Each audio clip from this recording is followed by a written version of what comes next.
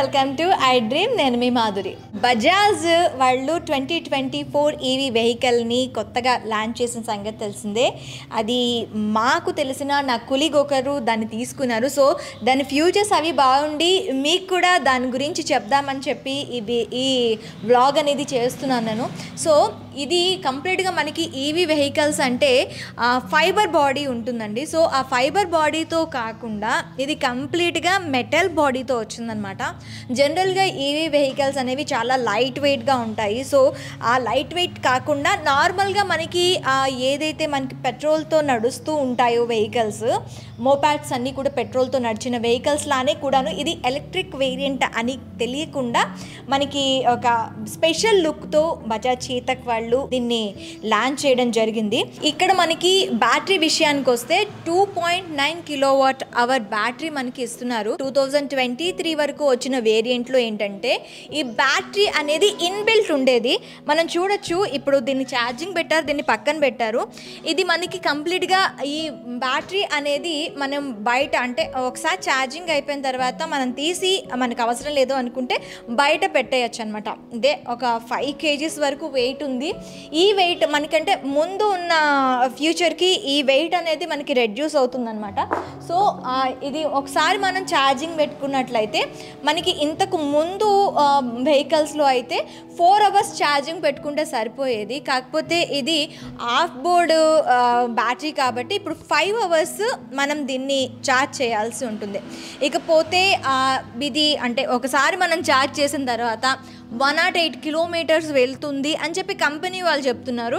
But మన పర్సనల్గా మనం యూజ్ చేస్తే 95 to 100 kilometers వరకు కూడాను ఇది రన్ అవుతున్నట్లు మనకు చెప్తున్నారు. దీని మోటార్ విషయానికి వస్తే 4.3 kilowatt మోటార్ దీనికి ఫిక్స్ చేయడం జరుగుతుంది. సో ఇది మనకి తీసుకున్నట్లయితే 63 km/h స్పీడ్తో ఇది వెళ్తుంది. సో మనకి 63 అది కంపెనీ ఇచ్చిన స్పెసిఫికేషన్. కాకపోతే 65 km/h కూడా మనం రైజ్ చేసుకొని వెళ్ళచ్చు స్పీడ్.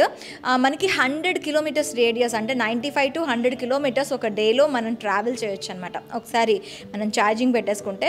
అంటే మినిమం అంటే కాలేజ్ గర్ల్స్కి కానీ, ఉమెన్స్కి కానీ, లేదు అంటే డెలివరీ బాయ్స్కి కానీ, పెట్రోల్ ఎక్కువగా అవుతుంది అనుకునే వాళ్ళకి, పెట్రోల్ కాస్ట్ బేర్ చేయలేము అనుకునే వాళ్ళకి చాలా తక్కువ ప్రైస్. అంటే మనకి 5 hours బ్యాటరీ ఛార్జింగ్ పెట్టినా కూడాను నేను తీసుకున్న స్పెసిఫికేషన్స్ అంటే మనకి ఎంత రేట్ పడుతుంది మనకి ఆ కరెంట్ అంటే మనం బయట పెట్టుకున్నంటే మనకి ఈ 100 kilometers రేడియస్కి సంబంధించి మనకి 5 hours పెట్టాలి బ్యాటరీ ఛార్జింగ్ అని చెప్పాను కదా.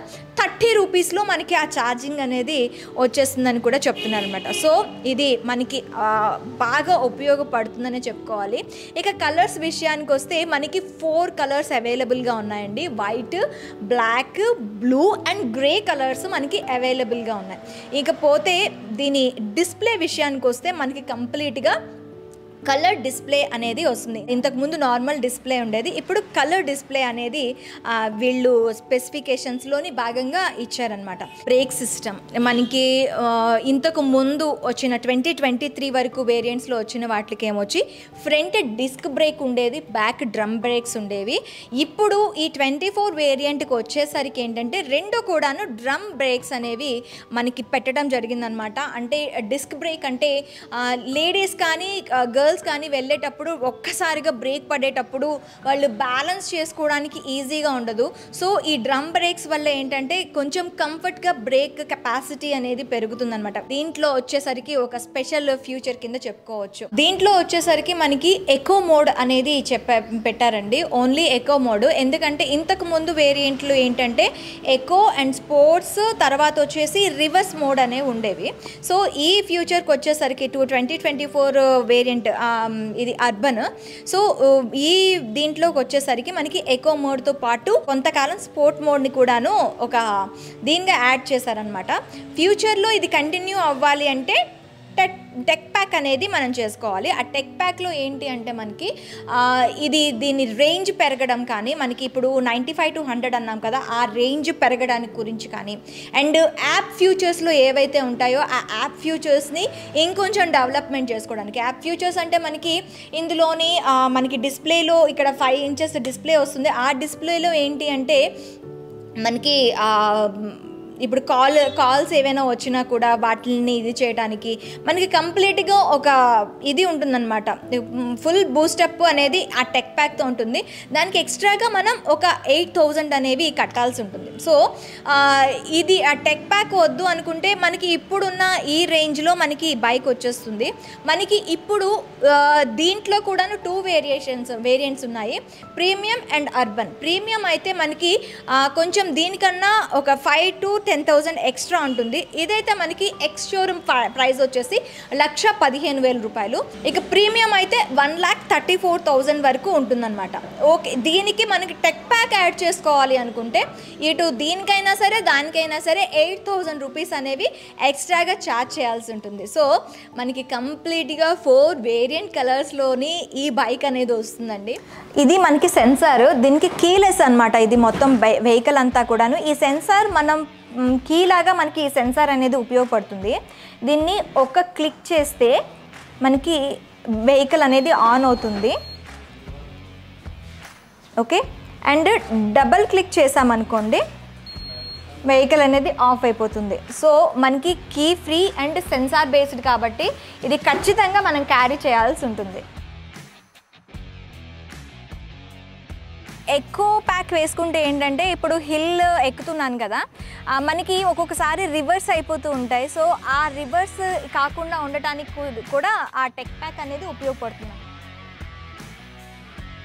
సౌండ్ ప్రూఫ్గా ఉంది, అలాగే మనకి స్పీడ్ కంట్రోల్ కూడాను, డ్రమ్ బ్రేక్స్ అవ్వడం వల్ల స్మూత్గా మనకి బ్రేక్స్ కూడా పడుతున్నాయి. ఇందులో మనకి డ్రైవ్లో తీసుకున్నట్లయితే మనకి ఇప్పుడు తీసుకున్నట్లయితే స్పోర్ట్స్ మోడ్లో ఉంది అండ్ ఎకో మోడ్.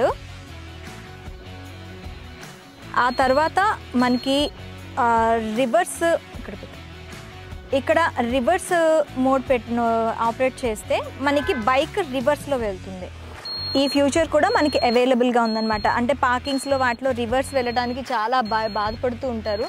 సో అదేమీ లేకుండా జస్ట్ రివర్స్ మోడ్ అనేది కూడా మనకి ఇక్కడ అవైలబుల్గా ఉంది. ఇకపోతే ఇంకా మనకి బైక్లోని ఫ్యూచర్స్ తీసుకున్నట్లయితే మనకి ఈ సీట్కి కిందన ఇక్కడ హోల్డర్ అనేది ఇచ్చారు. ఇది మనకి మ్యాక్సిమం 3 kgs ఆఫ్ వెయిట్ని మనకి ఇక్కడ పెట్టుకోవచ్చు.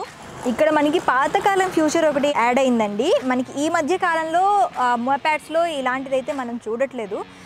డాష్ బోర్డ్ని కూడాను ఇక్కడ యాడ్ చేశారు. మనకి మొబైల్ ఛార్జింగ్ పెట్టుకోవడానికి ఎమర్జెన్సీ పర్పస్, మనకి మొబైల్ అలాగే ఫస్ట్ ఎయిడ్ కిట్ ఇంకా టూల్ కిట్ అనేవి మనకి ఇక్కడ పెట్టుకోవడానికి డాష్ బోర్డ్లోని మనకి ఇక్కడ యాడ్ చేశారనమాట. దీన్ని ఒక్కసారి మనం లాంగ్ ప్రెస్ చేస్తే మనకి ఈ డిక్కీ అనేది ఓపెన్ అవుతుందన్నమాట. సో దీంట్లో కూడా మనకి ఆ బ్యాటరీ ఏదైతే క్యారీ చేయడానికి మనకి ఆఫ్ బోర్డ్ బ్యాటరీ ఏదైతే ఇచ్చారో అది పెట్టుకోవడానికి కూడాను స్పేస్ ఉన్నది. ఇంకా చిన్న చిన్న ఐటమ్స్ పెట్టుకోవడానికి మనకి ఇక్కడ ఇచ్చారనమాట. అంటే ఒక్కసారి మనం ఓపెన్ చేసాం అనుకోండి, నార్మల్ బైక్స్లో అయితే ఇది ఇలా పడిపోతుంది, కాకపోతే దీనికి ఏంటంటే హోల్డ్ అవుతుంది అన్నమాట, స్లోగా మూవ్ అవుతుంది. సో ఇదొక స్పెషల్ ఫీచర్ కింద మనం చెప్పుకోవచ్చు.